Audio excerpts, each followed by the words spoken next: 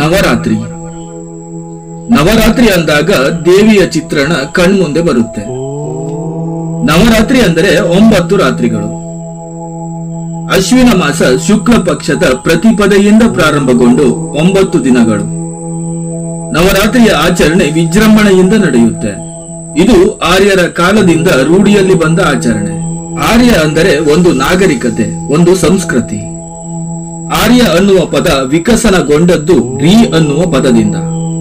ರೀ ಅನ್ನುವ ಪದ ಸ್ತ್ರೀ ಅನ್ನುವ ಪದದ ಮೂಲ ಪದ. ರೀ ಅಂದರೆ ಚಲನೆ ಅಥವಾ ಶಕ್ತಿ ಅಂತ ಅರ್ಥ. ಆ ಕಾರಣಕ್ಕೆ ನವರಾತ್ರಿ ಅನ್ನುವುದು ಸ್ತ್ರೀ ತತ್ವವನ್ನು ಸಂಭ್ರಮಿಸುವ ದಿನಗಳು. ಯಾಕೆಂದರೆ ಈ 9 ದಿನಗಳು ಸ್ತ್ರೀ ತತ್ವವನ್ನು ಪ್ರತಿನಿಧಿಸುವ ದಿನಗಳು. ನವರಾತ್ರ ಅನ್ನುವುದು ಕರ್ಮವಾಚಕ ಪದ. ಇಲ್ಲಿ ಪೂಜೆಯೇ ಪ್ರಧಾನ. ಜಪ ತಪ ಉಪವಾಸ ಪಾರಾಯಣಾದಿಗಳು ಇದರಲ್ಲಿ ಸೇರಿಕೊಂಡಿದೆ. ಈ ಆಚರಣೆಯು ಹೇಗೆ ರೂಢಿಯಲ್ಲಿ ಬಂದಿತೆಂಬುದರ ವೈಚಾರಿಕ ಹಿನ್ನೆಲೆ ಏನೆಂದರೆ, ದುರ್ಗಾ ಅಥವಾ ಕಾಳಿ, ಲಕ್ಷ್ಮಿ ಮತ್ತು ಸರಸ್ವತಿ ಈ 3 ಅಸ್ತಿತ್ವದಲ್ಲಿ ಸ್ತ್ರೀ ತತ್ವದ ದೇವತೆಗಳೆಂದು ಪರಿಗಣಿಸಲಾಗಿದೆ. ಮತ್ತು ಇದು ಪ್ರಕೃತಿಯ ಅಸ್ತಿತ್ವದ 3 ಗುಣಗಳನ್ನು ಪ್ರತಿನಿಧಿಸುತ್ತೆ: ತಮಸ್, ರಜಸ್ ಮತ್ತು ಸತ್ವ. ತಮಸ್ ಎಂದರೆ ಜಡತ್ವ, ರಜಸ್ ಎಂದರೆ ಚಟುವಟಿಕೆ ಮತ್ತು ಸತ್ವ ಎಂದರೆ ಜ್ಞಾನಕ್ಕೆ ಸಂಬಂಧಿಸಿದ್ದು. ನಮ್ಮ ಭೌತಿಕ ಶರೀರದ ಜೊತೆ ಆಳವಾದ ಸಂಬಂಧ ಹೊಂದಿರುವಂತಹ 3 ಗ್ರಹಗಳು ಭೂಮಿ, ಸೂರ್ಯ ಮತ್ತು ಚಂದ್ರ. ಈ 3 ಗ್ರಹಗಳು ತಮಸ್ಸು, ರಜಸ್ಸು ಮತ್ತು ಸತ್ವ ಈ 3 ಗುಣಗಳನ್ನು ಪ್ರತಿನಿಧಿಸುತ್ತೆ. ಭೂಮಿ ತಮಸ್ಸು, ಸೂರ್ಯ ರಜಸ್ಸು ಮತ್ತು ಚಂದ್ರ ಸತ್ವ. ಯಾರಿಗೆ ಶಕ್ತಿಯ ಅವಲಂಬನೆ ಇರುತ್ತೋ ಅಂತವರು ತಮಸ್ಸು ಪ್ರಧಾನವಾಗಿರೋ ದುರ್ಗೆ ಅಥವಾ ಕಾಳಿಯನ್ನು ಅಥವಾ ಭೂಮಿಯನ್ನು ಆರಾಧಿಸುತ್ತಾರೆ. ಕಾಳಿ ಅಂದರೆ ಕಾಲ ಅಥವಾ ಸಮಯ. ಕಾಳಿ ಸಮಯ ಮತ್ತು ಆಕಾಶ ಇವೆರಡನ್ನು ಪ್ರತಿನಿಧಿಸುತ್ತೆ. ಕಾಳಿ ಅಂದರೆ ಶೂನ್ಯ, ಕಾಳಿ ಅಂದರೆ ಭೂಮಿ, ತಮಸ್ಸು. ನಾವು ಹುಟ್ಟುವುದು ಇಲ್ಲೆಯೇ, ಲಯವಾಗುವುದು ಇಲ್ಲೆಯೇ. ನಾವು ಗರ್ಭಾವಸ್ಥೆಯಲ್ಲಿರುವ ಆ ದಿನಗಳು ತಮಸ್ಸು, ಇದು ಜಡವಾಗಿರುತ್ತೆ. ನಾವು ಹುಟ್ಟಿದ ಕ್ಷಣದಿಂದ ಚಟುವಟಿಕೆ ಪ್ರಾರಂಭ ಆಗುತ್ತೆ, ಇದು ರಜಸ್ಸು. ರಜಸ್ಸು ಅರ್ಥದಲ್ಲಿ ಚಟುವಟಿಕೆ.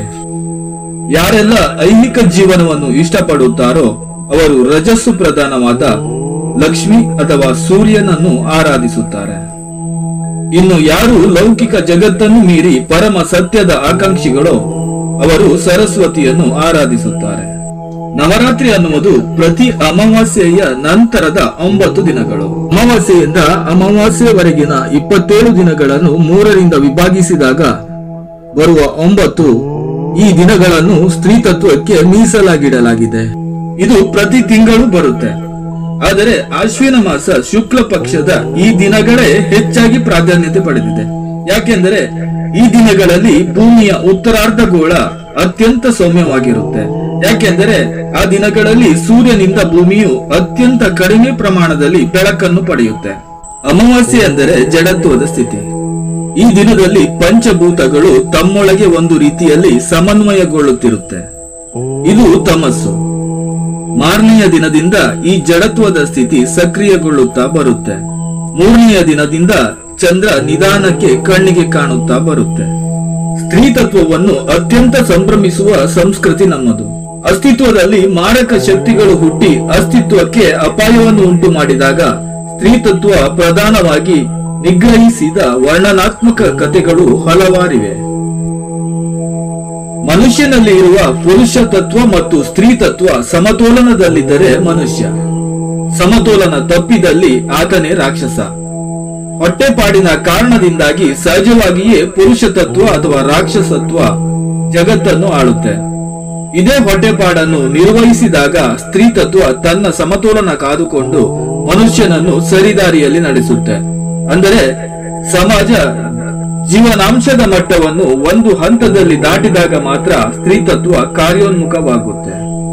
ದೇವಿ ಪುರಾಣದಲ್ಲಿ ಹೇಳಿದಂತೆ ಒಮ್ಮೆ ನಾರದ ಮಹರ್ಷಿಗಳು ತ್ರಿಲೋಕ ಸಂಚಾರಗೈಯುತ್ತಾ ಭೂಲೋಕಕ್ಕೆ ಬರುತ್ತಾರೆ. ಅಲ್ಲಿ ಶುಂಭನೆಂಬ ದೈತ್ಯ ರಾಜ ರಾಜ್ಯವಾಳುತ್ತಿರುತ್ತಾನೆ. ಭೂಲೋಕದ ಅಸ್ತಿತ್ವಕ್ಕೆ ಅಪಾಯ ಬಂದು ಅರಾಜಕತೆ ಕಾಣುತ್ತದೆ. ಆಗ ನಾರದ ಮಹರ್ಷಿಗಳು ಬ್ರಹ್ಮ ವಿಷ್ಣು ಮಹೇಶ್ವರರನ್ನು ಪ್ರಾರ್ಥಿಸುತ್ತಾರೆ. ಬ್ರಹ್ಮ ವಿಷ್ಣು ಮಹೇಶ್ವರರು ನಾರದರೆದುರು ಪ್ರತ್ಯಕ್ಷರಾಗಿ ವಿಚಾರ ತಿಳಿಯುತ್ತಾರೆ. ವಿಶ್ವಕರ್ಮನಲ್ಲಿ ಮೊರೆ ಇಡುತ್ತಾರೆ. ವಿಶ್ವಕರ್ಮನು ಲೋಕ ಕಾರ್ಯದಲ್ಲಿ ದೂತನಾಗಿ ದೇವಿಯನ್ನು ಸ್ತುತಿಸುತ್ತಾನೆ.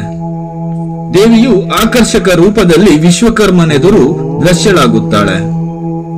ಆಗ ವಿಶ್ವಕರ್ಮನು ಭೂಲೋಕಕ್ಕೆ ಬಂದ ಸಂಕಟವನ್ನು ಅವಳಲ್ಲಿ ಅರಹುತ್ತಾನೆ. ಆಗ ದೇವಿ ರಾಕ್ಷಸರನ್ನು ವಧಿಸಲು ಮುಂದಾಗುತ್ತಾಳೆ. ವಿಶ್ವಕರ್ಮನಿಗೆ ಅರಿವಿರುತ್ತೆ, ದೇವಿ ಮಾತ್ರಳಿಂದ ರಾಕ್ಷಸರನ್ನು ವಧಿಸಲು ಸಾಧ್ಯವಿಲ್ಲ ಎಂದು. ವಿಶ್ವಕರ್ಮನ ಅಣತಿಯಂತೆ ಬ್ರಹ್ಮ ವಿಷ್ಣು ಮಹೇಶ್ವರರು ತಮ್ಮಲ್ಲಿರುವ ಮಹತ್ತರವಾದ ತತ್ವಗುಣಗಳ ಶಕ್ತಿಯನ್ನು ದೇವಿಗೆ ಧಾರೆ ಎರೆಯುತ್ತಾರೆ. ಆಗ ಅವಳು ಜಗನ್ಮಾತೆ ಅಥವಾ ಕಾಳಿಯಾಗಿ ಕಾಣಿಸಿಕೊಳ್ಳುತ್ತಾಳೆ. ಮುಂದೆ ಸ್ತ್ರೀ ತತ್ವ ಜಾಗೃತವಾಗಿ 9 ದಿನಗಳ ಕಾಲ ಅಸುರ ಶಕ್ತಿಯನ್ನು ನಿಗ್ರಹಿಸಿದಳು ಎಂಬುದು ಕತೆ.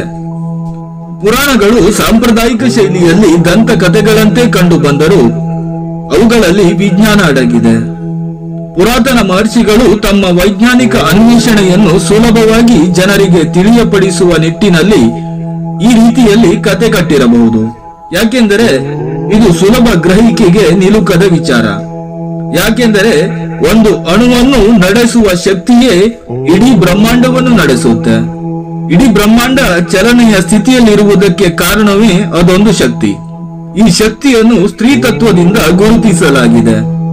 ನಾವಿಲ್ಲಿ ದೇವಿ ಎಂದು ಕರೆಯಲ್ಪಡುವ ಶಬ್ದ ದಿವ್ ಎಂಬ ಪದದಿಂದ ಬಳಕೆಗೆ ಬಂದಿದೆ.